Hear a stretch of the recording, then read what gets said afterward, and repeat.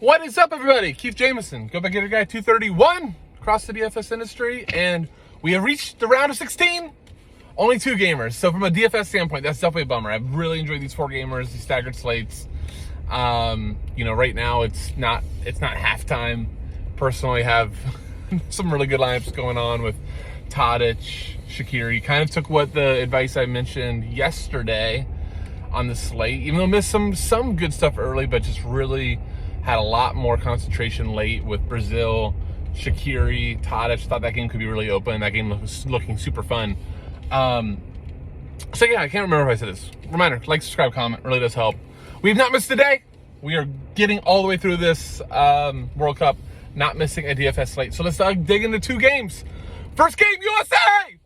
USA, let's go! Don't worry, I'm in the neighborhood. That's not like staring. I'm not like just driving off, but let's go USA! Let's win this thing! I'm so excited. I'm gonna really struggle to do the right thing, okay? To do the right thing here is probably, maybe not, play Cody Gakpo, 9.4K, taking all the set pieces. I struggle,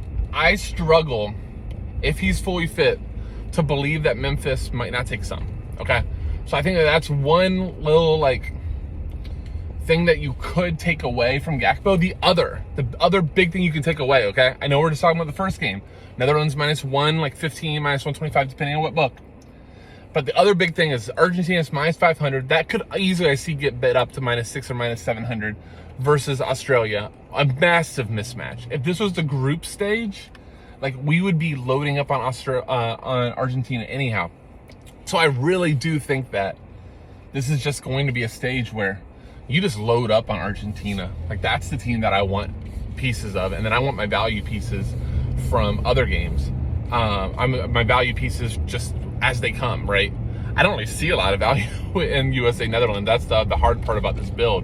But maybe you go with goalie. Maybe it's a Matt Turner type of game if you think USA, 0-0 in PKs. Talk about what's the right way to say it? Talk about sweating out a result. But something like that, I think how you do it. But Gakpo is the single most important decision in this game, okay? And then secondly, for GPP, if you just get away from your American roots, you do all that, Memphis Depay. Those are really the only 2 really good DFS options on Netherlands. Frankie de Jong's been good. I think he has a chance. He's the best midfielder in this game, he and Tyler Adams. He could kind of boss midfield a little bit, but a lot of times that doesn't necessarily translate into a lot of DFS production. Just depending on the Opta score, how many tackles, fouls drawn, things like that. So I don't know. Dumfries has been bad. Blend hasn't been good. You got Memphis and Gakpo up front. You've got likely Davy Klaassen is playing the number 10/8 box-to-box type of guy, but he's going to sub early. Martin de Roon's nothing. Frankie de Jong, okay, that's the one play. Then you got the back line. So there's not anybody that I want to target from Netherlands, but then at the same time go the other side for the USA, and it's Pulisic, but he's expensive. So if I play Pulisic, I'm losing an Argentina piece, or I'm paying down a goalie. That's how you can add an extra piece from my little building. Let me just tell you who I'm the first 3 clicks in my lineup, okay? All come from the second game. It's Messi, Di Maria, and Rodrigo de Paul. Those are my 3. Those are all the set pieces for Argentina. 2 wingers, the GOAT, and then Rodrigo de Paul, who, when he's taking corners, is actually a very attractive DFS option at 5,900. Those are the 3 guys I'm building around. So from there, it's okay, I probably don't have enough money for Anthony Robinson. Serginho Dest, I probably don't have much for. Also, Netherlands plays wingback, so that can kind of pinch the U.S.'s attack ability to get those fullbacks forward, which we know a lot of the outlets, some of the best offense that the USA does is when Anthony Robinson's getting forward and being able to charge down the byline. So, all that being said, this is another slate where I don't really want much early. I don't know what to get. Musa, McKinney, Adams, none of them have been good for DFS. Weah and Sargent are going to be goal or bust.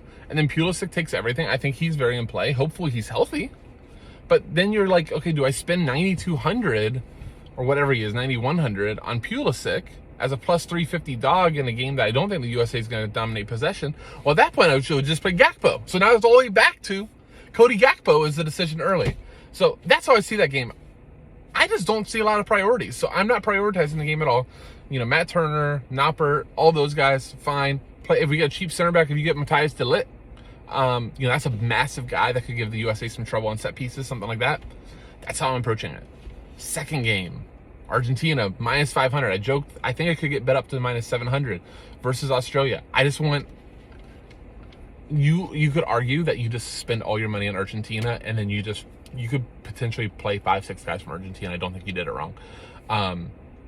Di Maria, Messi, Rodrigo de Paul, all locks. Enzo Fernandez, really, really great midfielder from Benfica. His price isn't great, but he's a fine play. Lautaro Martinez, if he's back in, very solid play. Julian Alvarez just scored. All sorts of attacking talent. I think Australia is happy to be here.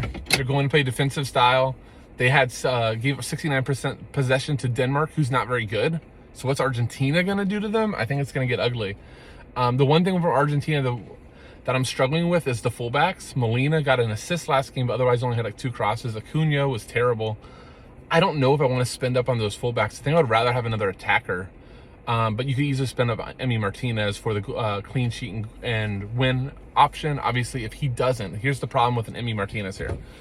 If he doesn't get a clean sheet and win, I don't think he's going to get enough activity to make up for losing that clean sheet. So you could, let's say that Argentina wins 2-1. Martinez could be 3 DK, 5 DK, 7 maybe at best. I don't think Australia's going to get a lot of shots on him. Yeah, I think that covers Argentina. For Australia, I went nobody. Mui took win. God, I think I'm forgetting the guy's name. I think it's Goodwin. Don't hold me to it. It's the left midfielder. Just look at the logs.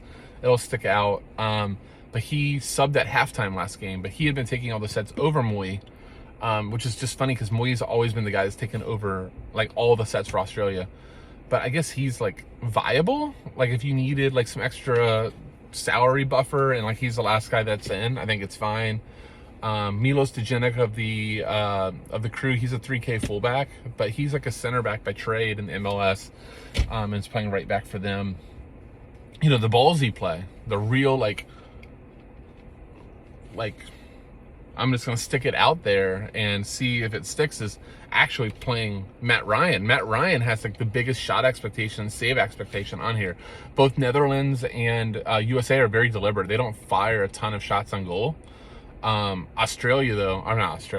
Argentina though, with Messi, with Di Maria, with Lautaro, those are all guys that love to take shots even from deep. So if this game is 0-0 in the 70th minute, I mean, I remember, years back, a good friend won UCL slates, the Liverpool Atletico Madrid game about 2.5 years ago. I think Liverpool had something along the lines of like 18 shots on target, and he stacked Liverpool attackers, got all the goals, and had Oblak, who just conceded 2 or 3, but had like 17 saves. So he was still the best keeper on the slate.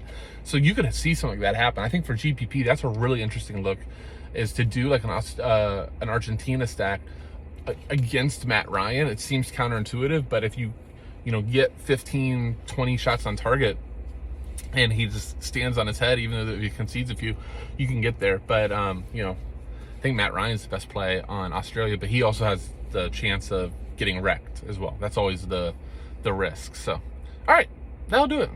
I didn't expect to go 9 minutes on this. I think it's a really interesting slate for the fact that after those Argentina pieces, there's nobody like. I think, if anything, maybe Gakpo, if you really do feel like the USA is going to win, or has a really good chance to keep it tough. I personally think that this is a very tough, gritty game, not very open at all. Very similar to how USA played England and just kind of pinched them and didn't give them a lot of opportunities. I could see something very, very similar going. And, if Gakpo fails, I think he could be pretty highly owned based on his logs and the odds. So that could be a great differential going into late. All right, that'll do it. Hope you guys enjoyed these videos. We'll be back tomorrow afternoon as well, breaking down Sunday. Again, if you enjoy these, like, subscribe, comment. Do really, really appreciate all the support. With that, I'll say, see you.